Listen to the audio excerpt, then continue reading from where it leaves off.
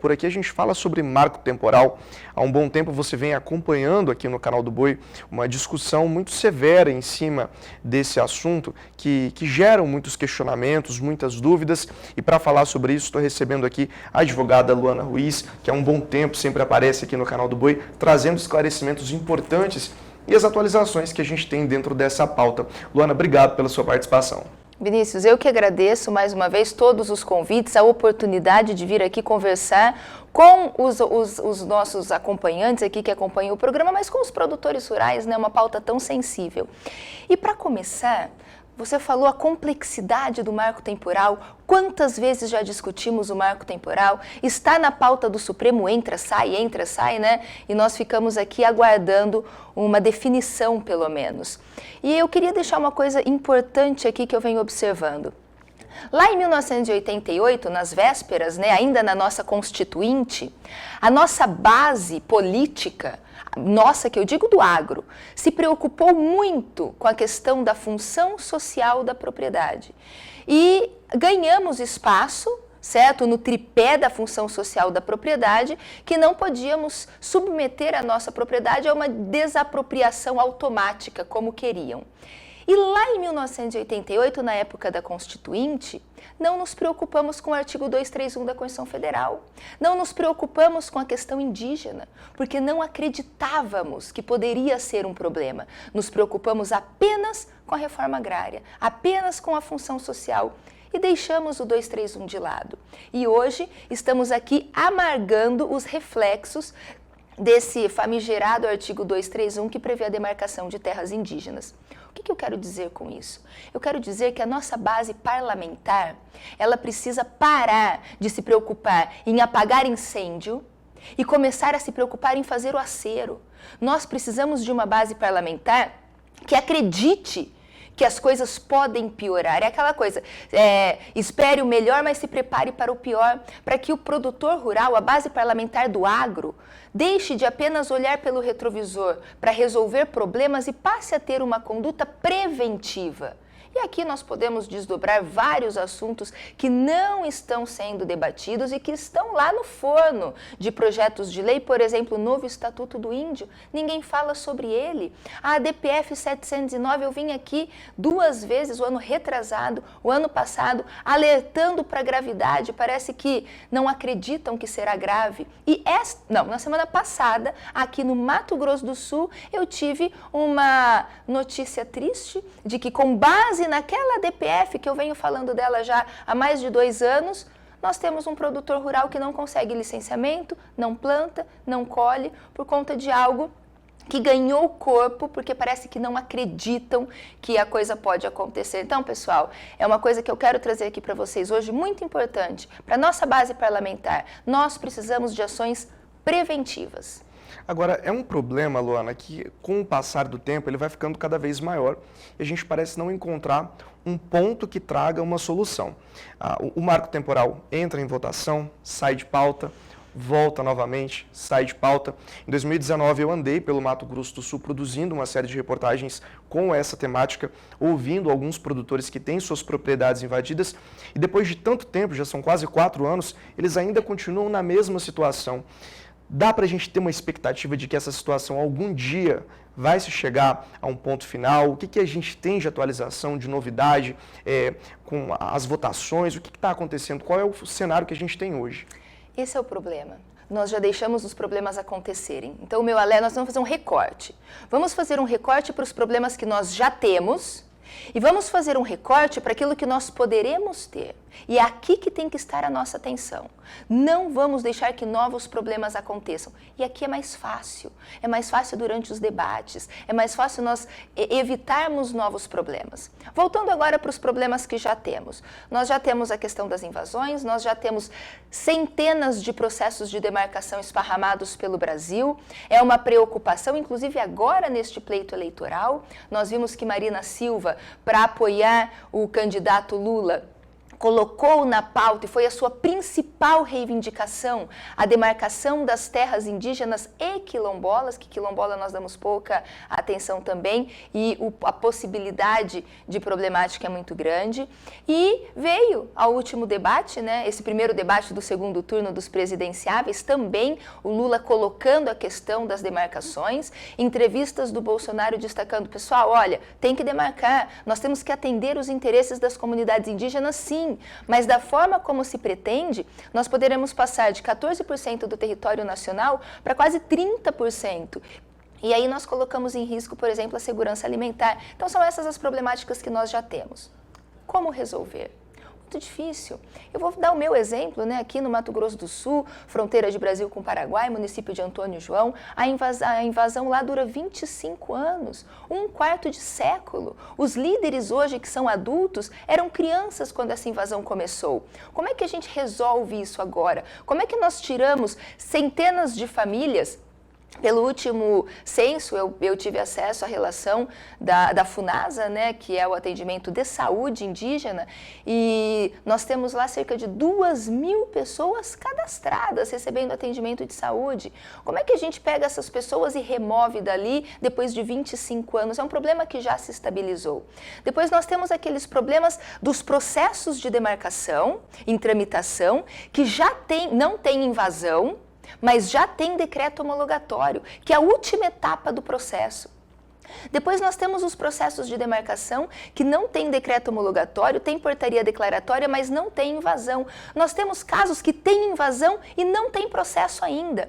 Então, o que eu já fiz isso, inclusive eu tive a oportunidade de dialogar com o nosso Procurador-Geral da República, Augusto Aras, sobre essas questões que nós precisamos mapear. Eu já tenho alguma coisa em especial aqui do nosso Mato Grosso do Sul, é algo que eu já fiz esse levantamento.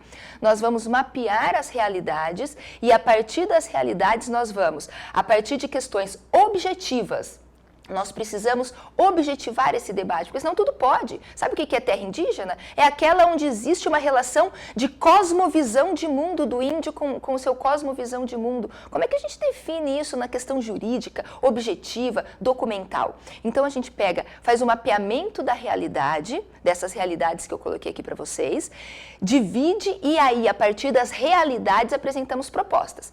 Por exemplo, quais propostas?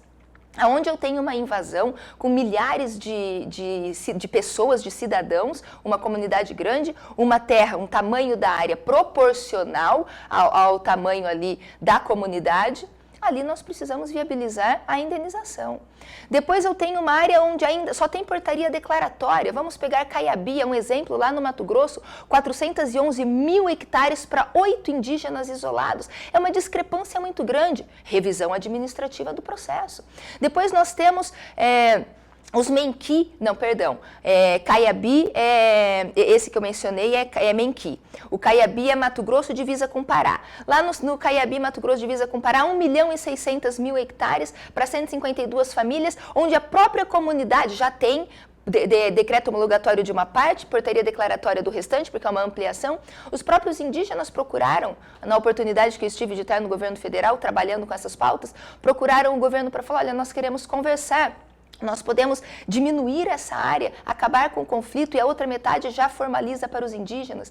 Nós temos os parecis no Mato Grosso também, uma vasta exploração agrícola. Eles plantam, eles colhem, eles geram lá 50 milhões de reais ano para aquela comunidade. Nós temos áreas em que é possível a exploração turística, a exploração de artesanatos, qualificação técnica das mulheres. Então, nós precisamos desse mapeamento. Enquanto nós trabalharmos a questão indígena ou a questão do agro também, como se fosse uma coisa só engessada, por isso que nós não saímos do lugar. Vamos sair um pouco da questão indígena, vamos vir para o universo do agro. Nós temos aí plano safra, nós podemos trabalhar plano safra, necessidade de subsídio, de seguro de lavouras, por exemplo, da mesma forma no Mato Grosso do Sul, no Rio Grande do Sul e no Pará. São realidades distintas, a climática é outra, os prazos são outros. Então, nós precisamos entender que a problemática tem que ser olhada de cima, fatiada de acordo com a situação de cada caso E aí sim, a partir disso, nós vamos elencar ali de 3 a 5 situações e para cada situação verticalizar as soluções possíveis. Bom, agora nós temos a lei dizendo o seguinte, eu aprendi isso te ouvindo durante as nossas entrevistas, que a tomada da posse ao arrepio do devido processo legal é crime. Isso. Então a gente vai para a realidade do campo. A propriedade não pode ser invadida, mas quando é invadida e se tem a liminar, né, para que o produtor tome de volta a sua propriedade, nós temos às vezes um contexto em que os indígenas ameaçam um conflito. O Estado, por entender que a vida é um bem maior, impede o cumprimento dessa liminar, da reintegração de posse. Como que fica a situação do produtor? Porque ele não pode tomar de volta o que é dele, mas ele também fica no prejuízo financeiro por não conseguir usar aquilo que é dele e gera todo um contexto envolvendo aí também a questão de proteção à vida. Quem é o grande responsável nessa situação? A gente volta lá no dia 5 de outubro de 88 e indeniza e pede a indenização para quem vendeu essas terras. Qual é o ponto de partida? Onde se resolver essa situação, já que a gente tem um marco temporal entrando e saindo de pauta e nunca tem um resultado? É isso aí, vamos lá. O porquê que as invasões se perpetuam? Né? Porque duas situações. Primeiro, a ameaça de colocar vidas em risco, a ameaça do conflito por parte dos indígenas. Só que assim, gente, igual criança, a sociedade é igual criança, todos nós. Se nós avançamos em irregularidades e ninguém faz nada, nós vamos nos habituando. Se eu começar a perceber que os radares móveis, que os radares na cidade ou nas estradas só estão lá, mas não funcionam, nós vamos parar de respeitar. Falar, aqui não está funcionando, já passei a 120, ninguém me multou, a multa não chegou, não está funcionando, eu não vou mais ligar para aquele radar. É isso que acontece no universo da sociedade como um todo. Então as invasões foram acontecendo e a ameaça do conflito faz com que o poder público puxe o flap, porque não pode colocar em risco a vida dos indígenas, e eles já aprenderam, a comunidade indígena já aprendeu que esse mecanismo funciona. Então, nós precisamos começar primeiro a efetivar os cumprimentos de reintegração de posse. E por que nós não conseguimos? Porque demora. No dia da invasão, são 5 índios. 5 é um grupo pequeno. Aí tem que entrar com a liminar, demora meses para sair uma decisão, dessa decisão tem que fazer uma audiência de justificativa para ouvir a comunidade indígena e tal. E quando sai a decisão assim, olha, defiro a reintegração de posse, cumpra-se no prazo de 20 dias. O que eles fazem? Em 20 dias, aquele grupo que era de 10, nessa tramitação toda já está em 150. Quando vem a liminar, cumpra-se em 20 dias, aparecem 1000. E aí fica inviável o cumprimento. Então, nós precisamos realmente de uma operacionalização de desforço imediato. Isso deve começar a acontecer de forma reiterada, muito bem estruturada, com as duas polícias, a Força Estadual e Federal, já temos alguns exemplos nesse sentido, para que a comunidade indígena e a sociedade como um todo entenda que o mecanismo da ameaça do conflito não vai mais funcionar. Tá? E isso num primeiro momento de invasão. Agora vamos para o segundo momento de invasão. Já temos as invasões perpetuadas, já temos as liminares suspensas. Como é que fica? Dei o exemplo do Mato Grosso, de Antônio João, na divisa lá na fronteira. Como é que nós vamos tirar 2.000 indígenas que estão lá há 25 anos? Então esse seria um caso de difícil cumprimento de reintegração de posse. Mas essas invasões que acabaram de acontecer e não foi do desforço imediato, já tem um contingente considerável e o processo está tramitando. A minha resposta vai ser uma resposta contemporânea. Hoje, não fica. Nós temos a liminar do Fachin suspendendo as reintegrações de posse, suspendendo as ações, mas espera aí, a liminar do Fachin é de 2019, ela não pode surtir, é de 2020, ela não pode surtir efeito as novas invasões posteriores. Pois é, não poderia. Mas aí lá no processo vem, em regra, hoje, o Ministério Público Federal e traz a tese, olha, existe lá a suspensão do Fachin e o Poder Judiciário absorve isso, mesmo sendo anterior, e nós não conseguimos um cumprimento de reintegração de posse. Na prática, vamos sair do direito, do processo, que isso é engessado, é difícil.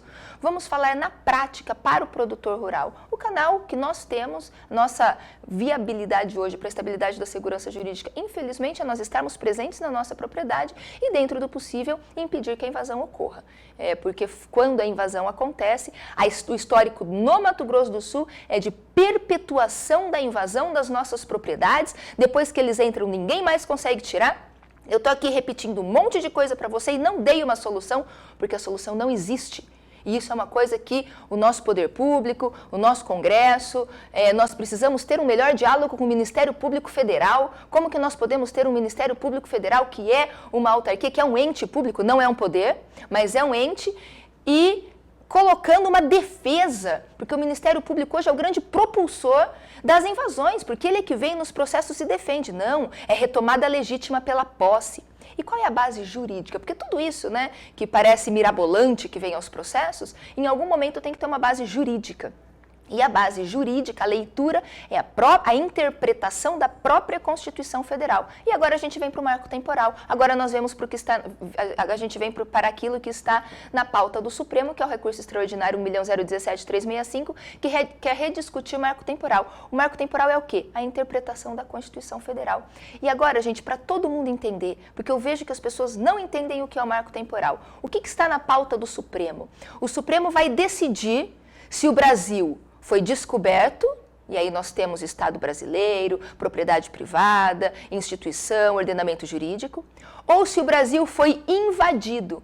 Aí nós não temos nada mais e todo o Brasil é território indígena porque são os donos naturais e primeiros habitantes destas terras. É isso que está no colo do Supremo, do Fachin e dos seus pares lá na nossa Suprema Corte. Agora, se isso acontece, é uma preocupação, né?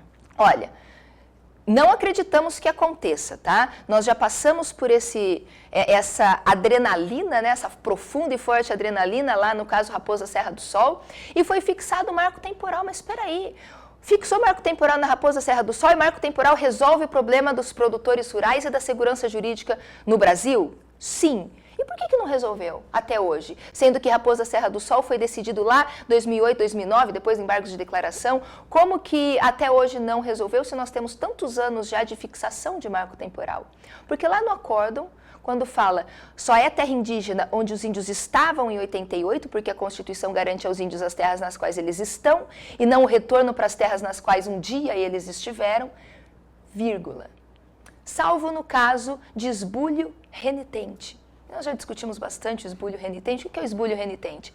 Ah, mas o índio não estava lá em 88. Então, ó, propriedade privada, desculpa, propriedade privada garantida.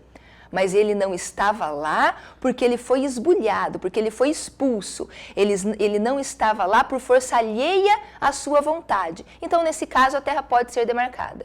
E aí vamos lá agora voltar, vamos fazer o link. O que está na pauta do Supremo? Se o Brasil foi descoberto ou invadido. Então, peraí, se o Brasil foi invadido, 100% de onde o índio não está, ele não está porque ele foi expulso. Então, eu tenho o marco temporal que resolve e o esbulho renitente aliado à tese do indigenato que coloca por terra. O que eu acho que vai acontecer? Nós já temos uma decisão muito grave do Fachin, que ela é radical no sentido de que o Brasil foi invadido, todo o território nacional é terra indígena, inclusive que sequer precisa de processo para reconhecer o direito territorial indígena, porque o direito territorial indígena é congênito, antecede ao próprio Estado. O índio já nasce dono de todo o território nacional. Isso na tese do Fachin. Os indigenistas aplaudem, e eu quero chamar a atenção agora para os indigenistas que aplaudem, porque nessa mesma decisão do Fachin existe uma bruta limitação à exploração econômica das terras indígenas. É isso que os indígenas querem? Eles querem ter acesso à demarcação das terras e eles querem aquilo congelado, sem possibilidade de exploração econômica? Nem muito ao céu, nem muito à terra. Nós precisamos localizar o caminho do meio. E depois nós temos já a decisão, que foi a segunda decisão do Cássio Nunes, que é para o nosso lado. Segurança jurídica, propriedade privada, marco temporal, Constituição garante as terras nas quais os índios estão, afasta não, traz os contornos para a figura do esbulho renitente, que já tinha sido trazido pelo Teori Zavascki, em um processo inclusive aqui do Mato Grosso do Sul. Para aí, esbulho renitente só se caracteriza se não tiver reivindicação, ou seja, os índios estão lá há 30, 40 anos, na área que foi demarcada pelo SPI, e todo o entorno é propriedade privada há décadas, ali é posse mansa e pacífica do proprietário. Foi esse recorte que foi dado à questão do esbulho renitente. Então, nós temos o ponto e o contraponto muito fortes lá no Supremo. Resta ver agora como que os demais ministros vão decidir. E aqui vem a cereja do bolo. Nós estamos em ano de eleição. O próximo presidente da República vai nomear 2 ministros do Supremo. Lewandowski e Rosa Weber se aposentam e 2 novos nomes entrarão. Então, pessoal, nós precisamos ter muita atenção na nossa conduta agora nesse segundo turno, porque com certeza absoluta, pelo histórico, não é achismo, é uma análise de histórico de posicionamentos, uma análise de propostas de campanha. Temos Lula e temos Bolsonaro e já sabemos a linha do provável, né? Porque depois que eles nomeiam, eles não põem cabresto nos ministros, mas a provável linha que os 2 ministros a serem nomeados poderão seguir de acordo com aquele que ganhar as eleições agora, no dia 30. Luana, a gente vai caminhando para o final da nossa entrevista, temos ainda aí 2, 3 minutinhos. Aqui em Mato Grosso do Sul, eu conheço alguns produtores que tiveram propriedades invadidas, posso citar a Vanilda Valentim em Dourados, a Tereza Cristina na região de Anastácio, o Pedro Cian, né, o Alan também na região de Dourados, e no Brasil o número ainda é muito significativo. Para esses produtores que já foram invadidos e para os produtores que estão em situação de ameaça de invasão, qual é o caminho, né? Bom, para os que já estão invadidos, é o que eu falei aqui. Nós temos que fazer recortes. Por exemplo, eu tenho uma área, eu advogo em uma área em Coronel Sapucaia, foi invadida há cerca de 45, 60 dias, os índios estão lá dentro, eu já tenho uma liminar de reintegração de posse, uma dificuldade para se cumprir essa liminar de reintegração de posse, mas para essa área específica, invasão recente, área pequena, contingente também enxuto, a solução, cumprir a reintegração de posse. Nós temos as áreas, vamos falar da Fazenda Esperança, da Miriam e da Mônica Correia, também a linha aqui da UANA, uma invasão que já está aí chegando na sua primeira década.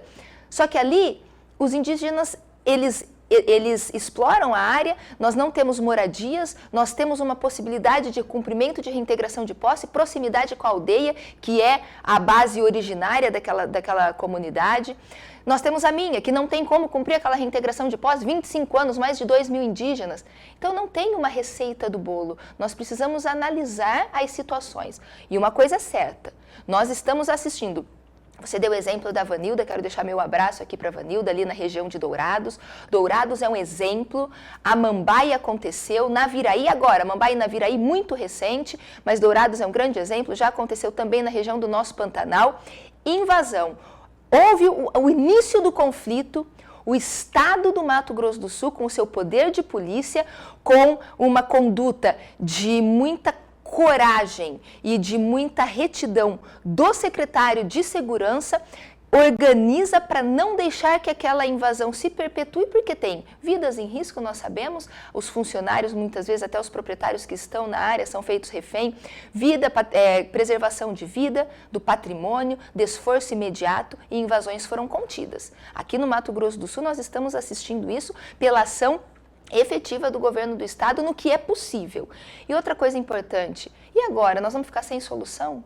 Infelizmente, por enquanto, quem está aí com essa invasão há tempos está sem solução, porque o Fachin suspendeu tudo, nós vamos ter que ficar aguardando o bolo assar. A massa ainda está crua, infelizmente. Mas uma coisa que é importante nós deixarmos claro nessa questão de invasão é número importante que nós tivemos no governo Bolsonaro uma diminuição abrupta. E aí eu repito, nós precisamos apontar o dedo para a autoridade que tem a competência, certo? E a competência para cumprimento de reintegração de posse é da Polícia Federal, desde que haja uma decisão judicial. Tá certo, Luana. Obrigado pela sua participação. Eu que agradeço, muito obrigada mais uma vez, um abraço a todos. Faz tempo que não venho aqui para falar desse assunto, estou aqui cheia de informações, mas a questão é essa, eu quero agradecer e agradecer a todos aqueles que nos acompanham, agradecer ao canal do Boi sempre por essa oportunidade.